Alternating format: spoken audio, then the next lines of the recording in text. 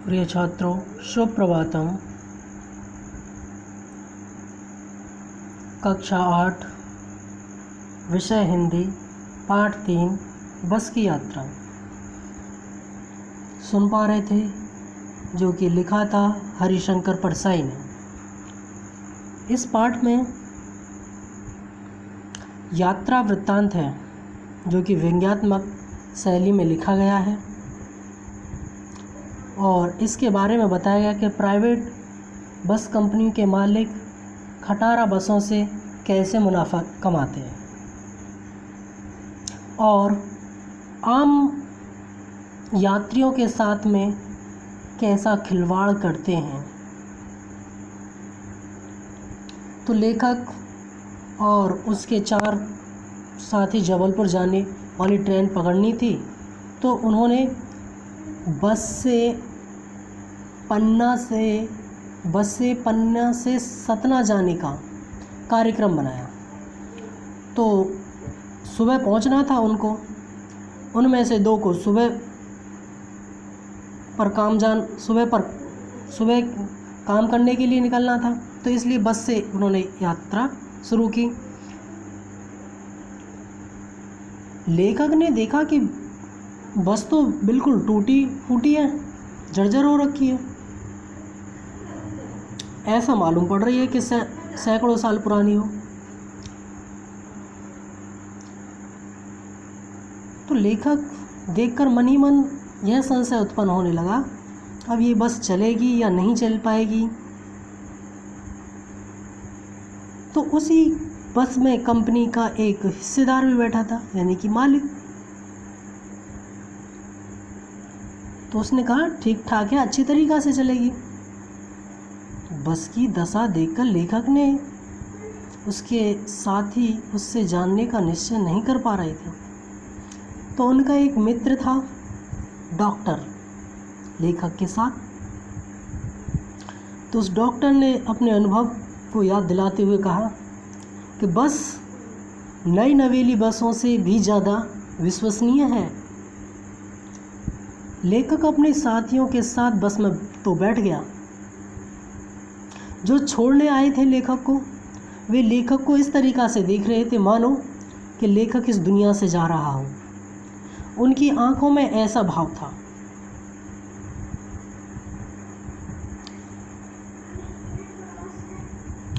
वे कह रहे थे कि जो इस दुनिया में आया है उसे तो जाने का कोई ना कोई बहाना चाहिए ही। बस के चालू होते ही सारी बस हिलने लगी। खिड़कियों के बचे कुचे कांच भी गिरने की स्थिति में आ गई। लेखक डर रहा था कि वे कांच गिरकर उसको घायल ना कर दें। जो बस का इंजन था, ऐसा लग रहा था कि जैसे सारी बस हिल रही है।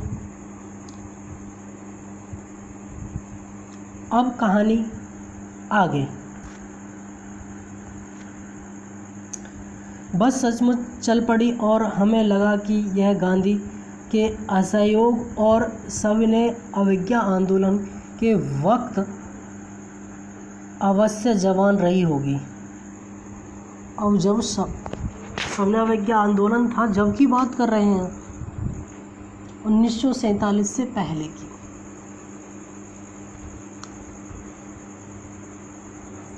अब यहाँ पर जो शब्द आए हैं, असहयोग, सहयोग ना करना। सविनय का अर्थ होता है विनयपूर्वक, अवज्ञा का अर्थ होता है आज्ञा ना मानना या उल्लंघन करना।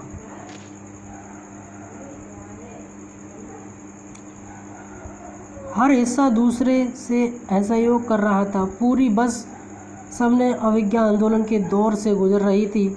सीट का बॉडी से असहयोग चल रहा था। कभी लगता सीट बॉडी को छोड़कर आगे निकल गई है, कभी लगता कि सीट को छोड़कर बॉडी आगे भागी जा रही है। 8-10 मील चलने पर सारे भेदभाव मिट गए। यह समझ में नहीं आता कि सीट पर हम बैठे हैं या सीट हम पर बैठी है। एकाएक बस रुक गई।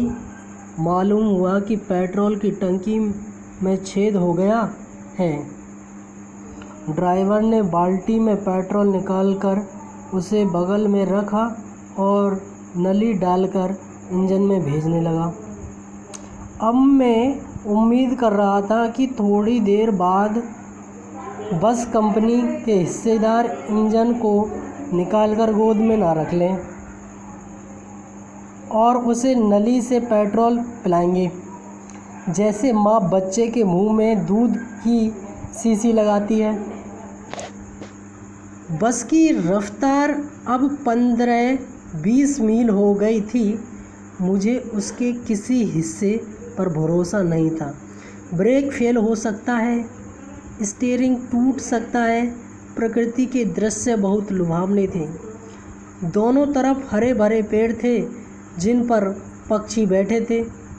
मैं हर पेड़ को अपना दुश्मन समझ रहा था,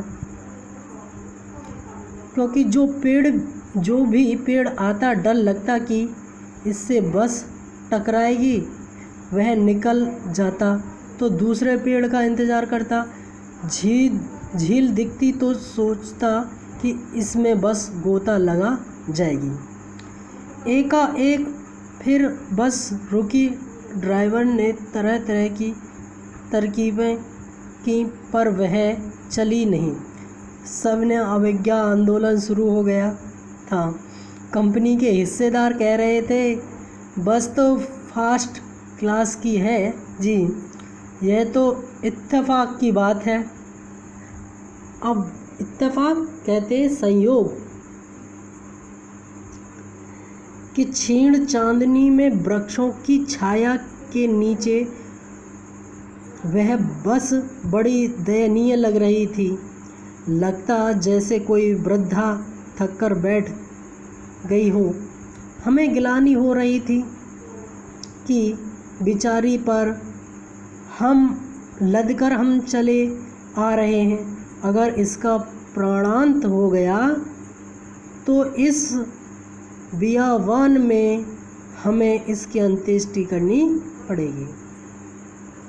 अब इसमें ऐसे ऐसे शब्द आए।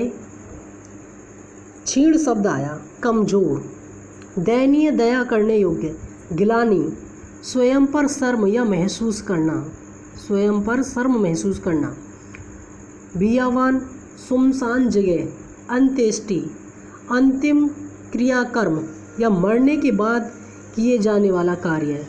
आप कह सकते हैं अंतिम संस्कार।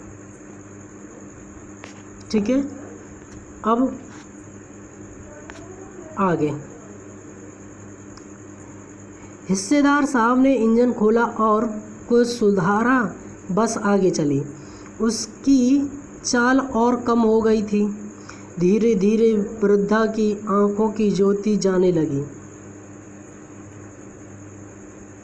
अब ऐसा मालूम हो रहा था लेखक को कि जो इसे दिख रहा था वो जब धीरे धीरे चलने लगी तो उसको, लेखक को लगा कि इसकी आंखों की जैसे ज्योति जाने लगती है, वैसे इसकी ज्योति यानी कि रोशनी यानी कि प्रकाश जाने लगा।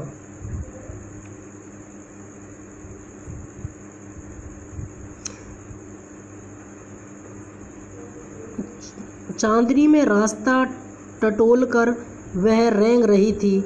आगे या पीछे से कोई गाड़ी आती तो दिखती तो वह एकदम किनारे खड़ी हो जाती और कहती, निकल जाओ बेटा, अपनी तो वह उम्र ही नहीं रही। एक पुलिया के ऊपर पहुँचे ही थे कि एक टायर फिस करके बैठ गया। क्या करके बैठ गया? फिस करके बैठ गया। अब फिस क्या होता है? फिस होता है यानी कि उसकी हवा निकल गई। वह बहुत जोर से हिलकर थम गई। अगर स्पीड में होती तो उछलकर नाले में गिर जाती। मैंने उस कंपनी के हिस्सेदार की तरफ पहली बार श्रद्धा भाव से देखा। वह टायरों की हालात जानते हैं, फिर भी जान हथेली पर लेकर इसी बस से सफ़र कर रहे थे। उत्सर्ग की ऐसी भावना दुर्लभ है।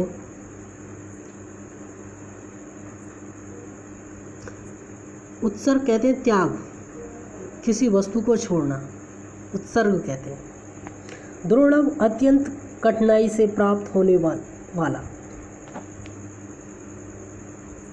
सोचा, इस आदमी के साहस और बलिदान भावना का सही उपयोग नहीं हो रहा। इसे तो किसी क्रांतिकारी आंदोलन का नेता होना चाहिए। अगर बस नाले में गिर पड़ती और हम सब मर जाते तो देवता वहाँ पसारे उसका इंतज़ार करते, बाहें पसारे उसका इंतज़ार करते। कहते, वह महान आदमी आ रहा है जिसने एक टायर के लिए प्राण दे दिए। मर गया पर टायर नहीं बदला। दूसरा घिसा टायर लगाकर बस फिर चली। अब हमने वक्त पर पन्ना पहुंचने की उम्मीद छोड़ दी थी। पन्ना कभी भी पहुंचने की उम्मीद छोड़ दी थी। पन्ना क्या कहीं भी कभी भी पहुंचने की उम्मीद छोड़ दी थी। लगता था कि ज़िंदगी इसी बस में गुजारनी है और मंजिल नहीं है हमारी बेताबी। तनाव खत्म हो गए। हम बड़े इत्मीनान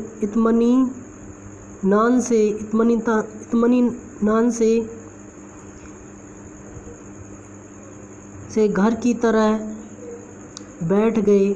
चिंता जाती रही, हंसी मजाक चालू हो गया।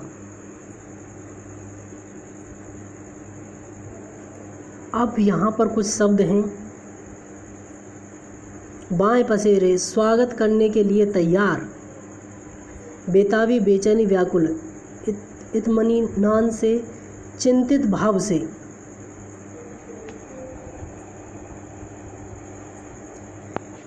तो प्रिय छात्रों, आज के लिए इतना ही। पाठ आपका समाप्त हो गया है। कल से मैं इस पाठ का सार बताऊंगा। यदि समझ में नहीं आया हो तो आप पाठ के सार, जब मैं पाठ का सार पढ़ाऊंगा कल, तो आपको अच्छी तरीक़े से समझ में आएगा।